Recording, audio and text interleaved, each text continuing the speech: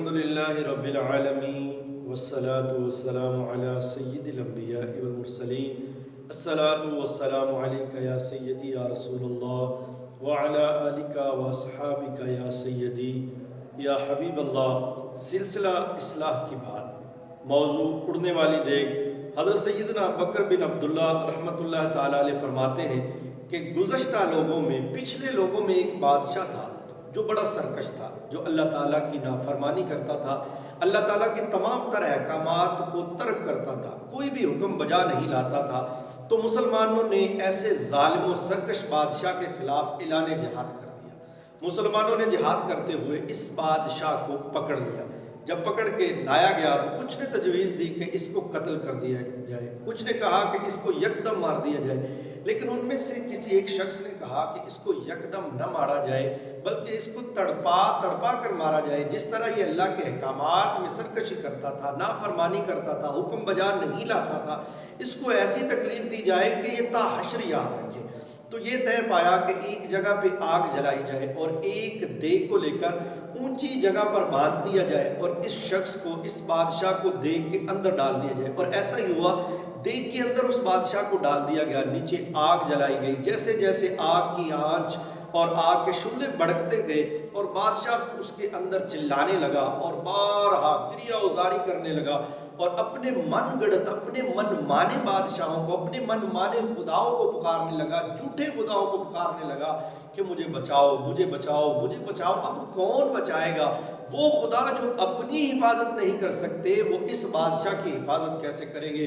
جب اس نے دیکھا کہ میرے خدا جو جھوٹے خدا ہے وہ میری مدد نہیں کر رہے، میری پکار کو نہیں سن رہے، تو اس کی زبان پر یہ کلمات جاری ہوئے کہ یا باری تعالیٰ تو سچا ہے، تو مجھے آج بچا لے۔ اس کی زبان پر لا الہ الا اللہ کی صدائیں چلنے لگی، لا الہ الا اللہ زور و شور سے پڑھنے لگا، اللہ سے استغفار کرنے لگا، توبہ کرنے لگا۔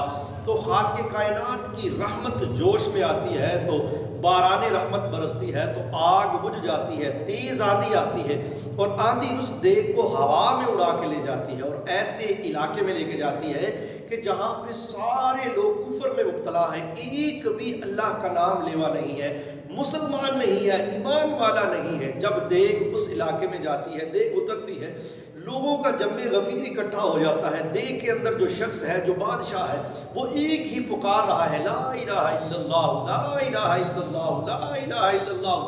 اللہ کے ذکر کا ورد پکارے جا رہا ہے۔ دیگ اڑ رہی تھی تب بھی، دیگ کے اندر جل رہا تھا تب بھی، دیگ زمین پر اتر آئی تب بھی وہ لا الہ الا اللہ کی صدائیں اس کی زبان سے نہیں اتر رہی۔ لوگ اکٹھے ہو گئے، انہوں نے کہا اللہ کے بندے کیا کر رہے ہو؟ تم تو بہت بڑا جرم کر رہے ہو، گناہ کر رہے ہو، ہمارے معبود تو یہ ہے، بت ہے، یہ آگ ہے، یہ پرستش جس کی ہم کرتے ہیں، تم کس اللہ کو پکار رہے ہو؟ لا الہ الا اللہ کیوں کہہ رہے ہو؟ وہ بادشاہ دیگ سے باہر نکلا، اس نے اس قوم کو اپنا سارا واقعہ سنایا، کہا کہ میرے ساتھ ایسے ایسے ہوا، میں نے اپنے خداؤں کو پکارا، میری مدد کسی نے نہیں کی، لیکن جب میں نے مسلمانوں کے خدا کو پکارا، لا الہ الا اللہ کہا، تو اس کی رحمت جوش میں آئی اور اس رب نے مجھے معاف کر دیا اور مجھے اس تپتی ہوئی اور بڑکتی ہوئی آگ سے بچا لیا۔